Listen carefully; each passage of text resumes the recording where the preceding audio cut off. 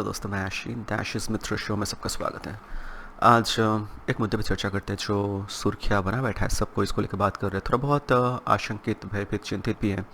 Iran fall, Iran में जो लड़ाई चल रहा है, अमेरिका वर्सेस ईरान और अमेरिका इसराइल वर्सेस ईरान। देखो, इसराइल पैलेस्टाइन का कॉन्फ्लिक्ट तो हमेशा से चलता रहा और अमेरिका हमेशा मोस्ट ऑफ द टाइम, जब तक अमेरिका में रिपब्लिकन्स गवर्नमेंट रहे, नॉट डेमोक्रेट्स, मोस्टली जब रिपब्लिकन रहे तब वो लोग हमेशा इसराइल को सपोर्ट किए। और it has always been America Israel versus rest of those Islamic country mostly.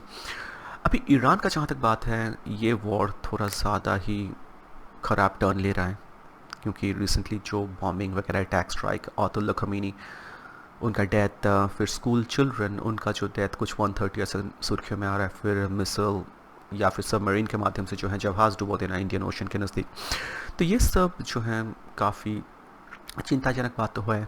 और उससे भी बड़ा चिंता का कारण ये है कि ऑयल आता है ईरान से, ऑलमोस्ट 20% दुनिया का जो तेल, हॉर्मुज़ वो वाला पैसेज वहाँ से पास होता है, यहाँ वहाँ से आता है। वो अगर पूरा लाइन को काट दिए या फिर बंद कर दिए तो सब कोई को परेशानी होगा, तो इंडिया को भी थोड़ा बहुत परेशानी हो सकता है। तो इस कारण से मैं थोड़ा कंसर्न हूँ। पर इस पहलू का और एक मुद्दा मैं यहाँ पे देखना चाहूँगा। देखो, मेरे लिए वर्ल्ड में क्या चल रहा है, क्या नहीं चल रहा है, उतना खास फ़र्क नहीं पड़ता है, क्योंकि मुझे लगता है कि for ever friend for ever enemies बोल के कुछ होता नहीं है जियो पॉलिटिक्स में या फिर इंटरनेशनल रिलेशन में। जस्ट जो आपके लिए फ़ायदेदायक है या फिर फ़ायदेमंद है अभी इस मोमेंट में आपके देश के लिए, वही सबसे बड़ा इंपॉर्टेंट चीज़ है। आपके लिए, कंट्री के लीडर के लिए वही होता है सबसे ज़्यादा इंपॉर्टेंट चीज़। बाकी बात और कुछ नहीं। दोस्ती यारी, कंट्री के साथ कंट्री, ये बहुत फ्राजाइल काइंड ऑफ एक रिलेशन होता है। पर मेरा कंसर्न जो मैं बता रहा हूँ, दूसरा एक पहलू वो है कि इंडिया में जब ईरान का फॉल हुआ, दैट इज टू से खमीनी का डेथ हुआ 28 को, जब अटैक हुआ फरवरी 6 दिन पहले, तो इंडिया में बहुत सारा मुस्लिम कम्युनिटी जो है वो मातम मना रहे थे, शोक मना रहे थे। वो मुझे थोड़ा बहुत हास्यास्पद लगा और थोड़ा मुझे परेशान भी किया। इंडिया में जगह जगह, एक दो जगह नहीं, हर जगह, और पुलिस आके उस भीड़ को जो है हटाना पड़ रहा है और उनको बड़ा तकलीफ है इस चीज़ को लेकर। तो ये चीज़ को लेकर मैं थोड़ा कंसर्न हूँ, इसलिए क्योंकि वही जो same so called Muslim community of India, वो उतना दुख नहीं मनाए थे जब पहलगाम अटैक में इंडिया में कश्मीर में इतना लोग का जो देहांत हो गया, उनको जो मार दिया गया ब्रूटल तरीके से। तो मुझे कभी कभी ये प्रश्न मेरे जहन पे आता है, दिमाग पे आता है कि उनका एलिजियंस, उनका जो है लॉयल्टी किसके तरफ है, इस मातृभूमि देश की तरफ या फिर रिलीजियस लीडर की तरफ। तो ये एक प्रश्न मेरे दिमाग में आ रहा है। तो कोई मैं कंट्रोवर्सी क्रिएट यहाँ पे ऑफकोर्स नहीं करना चाहूँगा और मैं किसी को भी यहाँ पे कटघरे में खड़ा नहीं करना चाहूँगा, बट एक प्रश्न है मेरे जहन पे आया तो बस रखा आपके सामने। फिर भी मुझे किसी से कोई प्रॉब्लम नहीं है, वो भी मेरे भाई बंधु हैं जो मुस्लिम से इंडिया में, कोई तकलीफ़ नहीं है मेरे को उनसे, बट बस जस्ट ये प्रश्न मेरे जहन पे आया। तो थोड़ा बहुत समझते ईरान का जो हिस्ट्री, क्योंकि देखो पैलेस्टाइन और इसराइल का कॉन्फ्लिक्ट तो हमेशा से चलता रहा, वो गाज़ा स्ट्रिप लेके हमेशा से चलता रहा। पर ये ईरान एंड अमेरिका का जो कॉन्फ्लिक्ट है ये थोड़ा अलग है। अलग इसलिए है क्योंकि ईरान एक टाइम में अमेरिका का दोस्त था और उनके साथ अमेरिका का रिलेशन काफ़ी अच्छा था, पर वो बदल गया 79 के बाद जब आयतुल्ला अली खमीनी आए। तो इतिहास अगर देखा जाए तो ईरान का हिस्ट्री कुछ ऐसा है, मुझे पता है कि आप लोगों को पता है, तो मैं बहुत ही शॉर्ट संक्षेप में ब्रीफली ये इतिहास आप लोगों को थोड़ा बहुत बताने का यहाँ पे जो है कोशिश करूँगा। ईरान जो है मोस्टली शियाई कंट्री है, 1500s के बाद से तो शियाई था, क्योंकि वो सफविद किंग जो है वो ईरान को अटैक किया, कैप्चर किया ऑफिशियली। सुन्नी जो थे सबको कन्वर्ट किया, उसके बाद से अभी तक 95% जो है ईरानियंस दे आर शियाई। सुन्नी भी है कुछ percentage, but less than 5%। Curds जो बोलते हैं, कर्ड्स एंड अदर रिलीजन भी है थोड़ा बहुत, वही 5% से नीचे। अभी शाह एरा जो था, शाह ऑफ ईरान जिनको बोला जाता है, मोहम्मद रेज़ा पहलवी, उस वक्त में ईरान के साथ अमेरिका का संपर्क बहुत अच्छा था और वो अमेरिका का बहुत नज़दीकी इंसान थे, Shah of Iran, that is to say Mohammad Reza Pahlavi. और उनके वक्त ईरान में जो है काफ़ी ओपननेस था। ये चीज़ हमें अक्सर दिखने को मिलता है, राइट। ईरान में जो मेरा वीडियो का टाइटल है या फिर thumbnail, Iran from bikini to that bombing, वहाँ पे बहुत ही फ्रीडम था, जैसे कि वेस्ट में या फिर हमारे इंडिया में है, आप कुछ भी कर सकते हो, कोई रिलीजियस पाबंदी नहीं था, क्योंकि उनका जो लीडर था उस वक्त कुछ वैसे मानसिकता रखते थे, अमेरिका के बहुत नज़दीक थे और वो जो है रिलीजियस ओपननेस, ये सब चीज़ को वो बहुत बढ़ावा देते थे। Dance clubs, that is to say disco, booze, दारू पीना, सब कुछ अलाउड था, यूनिवर्सिटी, ये सब भी थे। रिलीजन था वो भी सुन्नी आई मीन सियाई थे, पर उनके लिए रिलीजन जो था that is to say Mohammad Raza Pahlavi, Shah of Iran, उनके लिए रिलीजन जो था एक तरीके से बैकग्राउंड म्यूज़िक जैसा था। तो रिलीजन ऑफ कोर्स है but it's just background music. और सोसाइटी बड़ा ओपन था उस वक्त, पर वहाँ पे भी थोड़ा बहुत प्रॉब्लम होना शुरू कर दिया। वो ऑफ कोर्स जैसे कि बताया प्रो अमेरिका थे, प्रो वेस्ट थे और एंटी कम्युनिस्ट थे। और आयतुल्लाह अली खमीनी जस्ट उनके सब कुछ तरीके से विपरीत है, नेगेटिव नेगेटिव नेगेटिव, अमेरिका के विरुद्ध है, प्रो कम्युनिस्ट है एंड एंटी इसराइल है, सब कुछ अलग अलग अलग। तो इसके लिए उनके साथ ऑफ कोर्स अमेरिका का हमेशा लफड़ा लोचा चल रहा था बहुत दिन से। तो अभी क्या है कि जब आयतुल्लाह अली खमीनी के पहले वाला जो बात मैं बोल रहा हूँ, मोहम्मद रज़ा पहलवी, उनको पावर में लाने के लिए अमेरिका बहुत टाइम में वक्त आई मीन थोड़ा बहुत मेहनत भी किया। एक टाइम में CIA बैक किया था उनको पावर में आने के लिए 1953 में। पर ये जो है मोहम्मद रज़ा पहलवी वो भी थोड़ा बहुत करप्ट बनते गए आस्ते आस्ते, जैसे कि पावर करता है सबको। ज़्यादातर इंसान उनको जब अनब्राइटल्ड पावर मिल जाता है वो करप्ट हो जाते हैं ज़्यादातर इंसान। कुछ ही लोग जो है पावर के इन्फ्लुएंस से बच पाते तो वो भी जो है करप्ट हो गए। टॉर्चर, उसके बाद जो इलेक्शन रिगिंग होना शुरू कर दिया, फिर प्रोटेस्ट एज यूजुअल चालू हो गया, फिर 70s में इन्फ्लेशन भी बहुत ज़्यादा बढ़ गया।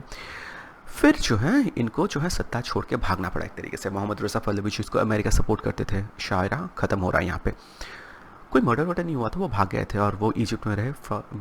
फिर उनका जो है देहांत हो गया आई गेस, कुछ उम्रदार वक्त में कैंसर से वो जो है मर गए। उसके बाद आता है खोमेनी, खोमेनी वन, नॉट ये वाला खोमेनी, इसके पहले वाला खोमेनी जो था आयतुल्लाह रूहुल्लाह खोमेनी। वो पावर में टेक ओवर किए 1979, वो रेवोल्यूशन के माध्यम से खोमेनी का टेक ओवर हुआ और मोहम्मद रज़ा पहलवी शाह ऑफ ईरान का जो है क्षमता या फिर टेन्योर का ख़त्म वहाँ पे हो रहा है। अब ये जो है Ayatollah Ruhullah Khomeini, first Khomeini और खोमेनी वन, ऐसे मान के चलो, जिनका भी मौत हुआ वो नहीं, उसके पहले वाला, वो फ्रांस में वो एग्जाइल थे, फिर वो वापस आ गए और वो कम्प्लीटली अगेंस्ट अमेरिका थे, अगेंस्ट इज़राइल था एंड प्रो कम्युनिस्ट थे। तो वो अमेरिका के साथ वो जो टाइज़ वगैरह तोड़ना शुरू कर दिए। इससे पहले क्या था कि शायरा में ऑयल जो डील अमेरिका के साथ काफ़ी अच्छा चलता था, बहुत अच्छा उनके साथ रिश्ता, वो हाँ जेट्स वगैरह बाई किए थे अमेरिका से, तो बहुत ही प्रॉस्परस सब कुछ, अमेरिका के साथ रिलेशन अच्छा था। बट यहाँ पे सब कुछ खराब होना शुरू कर दिया और वो एंटी इसराइल भी थे ऑफ कोर्स। एंड और एक बड़ा प्रॉब्लम यहाँ पे था कि वो जो है ओपननेस कंट्री में जो था उसको ये क्रश कर दिए खोमेनी वन। और पहले जो था शायरा में religion Islam, it was a background music, but यहाँ पे जो है ये एक लाउड म्यूजिक बन के उभर के आ गया। It was all Islam, that became the basic thing about this Khomeini वॉन्स का रेजिम। जो खोमेनी वॉन इनका जो रेजिम है, ये चीज़ बहुत इंपॉर्टेंट हो गया। बुरखा वापस आ गया, लाउड म्यूज़िक बंद, क्लब्स बंद, दारू बंद, कॉलेज यूनिवर्सिटी बंद, और ऑफ कोर्स अल्टीमेटली जो लोग इनको लाए थे रेवोल्यूशन के माध्यम से वही जो है नाराज़ होना शुरू हो गया इससे। फिर ऑफ कोर्स ये जो है खोमेनी का डेथ होता है। फिर खोमेनी टू विच इज़ जिनका मौत कुछ दिन पहले हो रहा है, 28 में अटैक है जिसका मौत हुआ, जिनको थोड़ा एकदम डिक्टेटर माना जा रहा था। तो आयतुल्लाह अली खमीनी पहले वाला था, आयतुल्लाह रूहुल्लाह खमीनी, और ये आयतुल्लाह अली खमीनी ये जो है हिजबुल्लाह को सपोर्ट करना शुरू कर दिए। Death to America, death to Israel, एकदम अमेरिका इसराइल के बहुत ही भयंकर तरीके से अगेंस्ट में थे। इकोनॉमी इसके सिचुएशन और इनके वक्त में खोमेनी टू एकदम टैंक्ड हो गया, बहुत ख़राब हो गया। यूथ के पास जॉब नहीं है और रिलीजियस प्रोसिक्यूशन बहुत ज़्यादा चल रहा है, दूसरा कोई रिलीजियस कम्युनिटी बचा नहीं, और strict religious theocratic Shariya law ये जो है यहाँ पे लागू कर दिए। और लोग जो हैं, यूथ जो है इससे निजात पाना चाहते थे। कुछ दिन पहले हमको एक जो है वीडियोस देखने को बड़ा मिल रहा था कि एक लड़की, बहुत सारे लड़की जो है अपना बुरखा बर्न कर रहे हैं, फिर वो खोमेनी का पिक्चर में आग लगा के वो जो अपना सिगरेट लाइट कर रहे हैं, वो ऐसे कर रहे थे मीन क्योंकि उनको जो है फ्रीडम चाहिए, वेस्ट जैसा या फिर इंडिया जैसा उनको फ्रीडम चाहिए। तो अगर इस तरीके से देखा जाए तो शायद खोमेनी, ये जिनका जो डेथ हुआ Ayatollah Ali Khomeini, air strike से उनका जो मौत हो गया, अमेरिका उनको मार दिया, तो शायद डोनाल्ड ट्रंप ये भी बोल रहे थे कि अभी आप अपना कंट्री को जो है वापस ले लो, ये डिक्टेटरशिप जो चल रहा था इसे वापस ले लो। पर अभी जो है रिएक्शन थोड़ा मिक्स्ड है। कुछ कम्युनिटी जो है वहाँ पे ईरान में मैं बोल रहा हूँ, अमेरिका का इस जो मूव को सपोर्ट कर रहा है, या फिर खोमेनी के डेथ को, या फिर ओपननेस वापस से आएगा, इस चीज़ को वो लोग सपोर्ट कर रहे हैं। But on the other hand कुछ कम्युनिटी हैं जो एकदम सपोर्ट नहीं कर रहे हैं और वो कांस्टेंट जो है वॉर फाइट, लड़ाई जारी रख रहे हैं। तो जैसे कि ईरान से रेवोल्यूशनरी गार्ड जो है कॉन्स्टेंटली जो है फाइट चालू रख रहे हैं इसराइल अमेरिका के अगेंस्ट में, वो काउंटर स्ट्राइक कर रहे हैं, मिसल वगैरह दाग रहे हैं। फिर यूएस एम्बेसी जो जो मुस्लिम कंट्री में है, गल्फ़ कंट्री में है, वहाँ पे वो लोग अटैक किए हैं, तो सिचुएशन थोड़ा ग्रिम है। उसके बाद जैसे ये बताया कि सबमरीन के माध्यम से अमेरिका उनके जहाज़ को डुबो दिया, शायद कुछ 100+ सोल्जर्स का मौत हो गया, ईरानियन ऑफ कोर्स।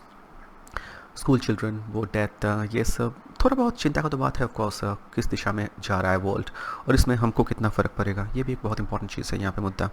तो ये बोल के मैं ख़त्म करना चाहूँगा यहाँ पे। मुझे एक चीज़ को लेकर जैसे कि बताया थोड़ा बहुत कंसर्न है, दैट इज़ टू से इंडियन जो मुस्लिम्स हैं उनका ये जो प्रोटेस्ट देख के मुझे थोड़ा बहुत जो है शंका होता है, कभी कभी लगता है कि why why why do guys have to do that. हाँ ऑफ कोर्स शायद इसके पीछे अगर कारण देखा जाए, लॉजिक है कि उनका रिलीजियस लीडर जो है ईरान में, उनको इंडियन मुस्लिम्स भी अपना रिलीजियस लीडर एक तरीके से मानते हैं, तो शायद उस कारण से वो लोग कर रहे हैं, अपना जो है दुख ज़ाया कर रहे हैं। पर ये थोड़ा आँख में चुभता है और प्रश्न भी आता है कि उद्देश्य क्या है, एलिजेंस आपका किसकी तरफ है। और ऑनेस्टली एनीथिंग व्हाट हैपन्स, दुनिया में क्या चल रहा है, लड़ाई चल रहा है, उससे हमें उतना फ़र्क नहीं पड़ना चाहिए अनलेस वो हमें डायरेक्टली इफेक्ट करता है। क्योंकि देखो जैसे कि बताया कि यूनिवर्सली अल्टीमेटली हमेशा दोस्त दुश्मन कोई भी नहीं रहता है। ईरान एक टाइम में अमेरिका का दोस्त था, शाह ऑफ ईरान के वक्त में, फिर उसके बाद जब खमीनी उनका जब टेक ओवर हुआ वही उनका दुश्मन बन गया। तो वेल दोस्त से दुश्मनी चलता है, उसको लेकर हमें उतना माथापच्ची करने की ज़रूरत नहीं है। बट वॉर में जो है इनोसेंट इंसान का जब जान जाता है वहाँ पे थोड़ा बहुत ऑफ कोर्स दुख होता है और थोड़ा भय आशंका भी होता है। तो बस यही था आज का मुद्दा। तो बताइएगा मेरा ये कॉन्सेप्ट कैसा लगा, लाइक कमेंट सब्सक्राइब शेयर ज़रूर कीजिएगा। धन्यवाद।